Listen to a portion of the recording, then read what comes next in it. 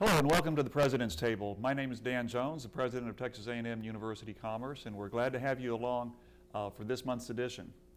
This is a busy week here on the campus of A&M-Commerce. It's homecoming week. We have all kinds of activities going on, and of course our big homecoming football game Saturday afternoon at 2 o'clock. So if anyone is looking for something to do, please drop by campus and you'll be sure to find something fun and entertaining. There's also a lot going on inside the classrooms and inside of our academic programs at A&M-Commerce. And for our first segment today, we'd like to shine the spotlight on a couple of programs that are engaged in outreach.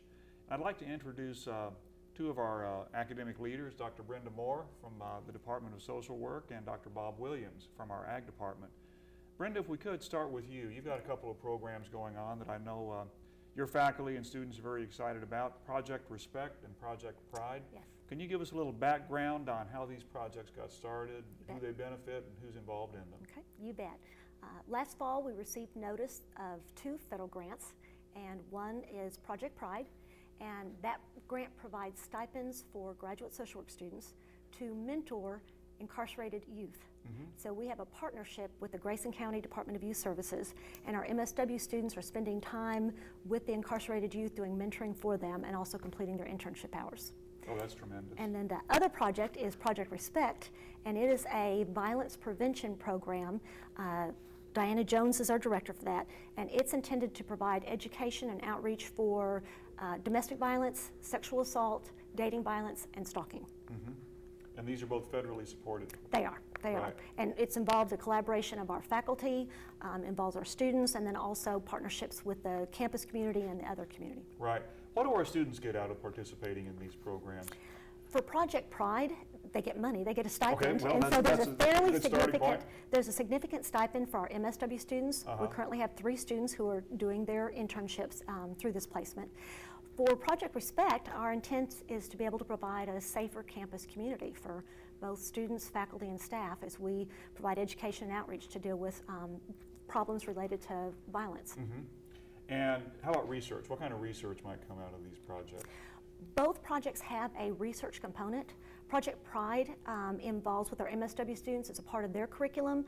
They complete an agency-based research project, so the students are actually engaged in collecting data, analyzing data, and then having to put it together in a printable format. And then for Project Respect, we're going to be looking at more about the impact that we're having in terms of education and outreach. Okay. So again, this is something that benefits our students. It introduces them not just to the practical aspects of their discipline and profession, but to the whole research dimension. Absolutely. Well, I know that you're very passionate about your field in general, about helping women and empowering women.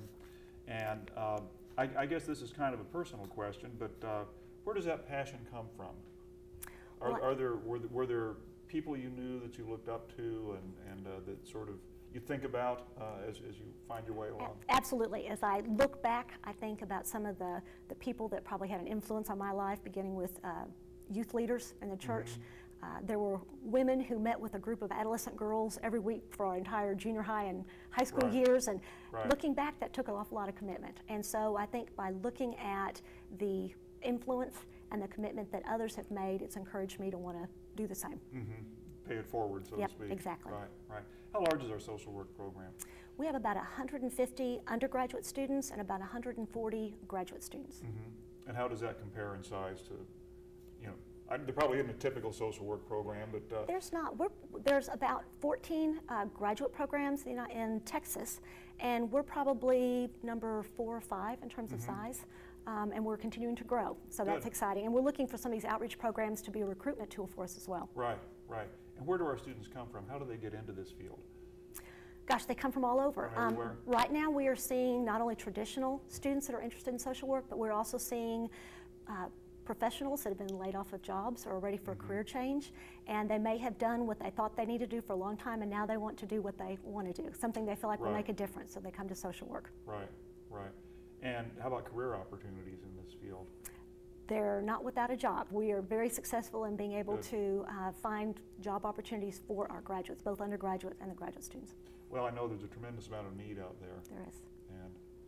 And no shortage of opportunity for people who want to go into this field, which is course, a lot of people are thinking about that right now. Yes. In these difficult economic times. Exactly.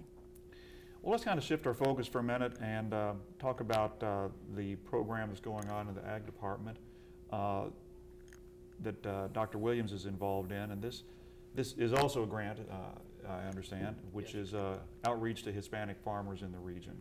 Yes, sir. How did this grant come about, and can you just kind of describe in general terms what the program goals are? Well, in the Department of Agricultural Sciences, we have an interdisciplinary department. We have agribusiness, animal science, plant and soil science, agricultural education, horticulture, and so on. And trying to find opportunities that engage multiple faculty members or give faculty members the opportunity to work together and collaborate on a project is kind of a challenge to find a grant that matches our department. And this particular grant opportunity for an outreach program for beginning farmers and ranchers is the USDA funded program. It's funded annually, requests for applications.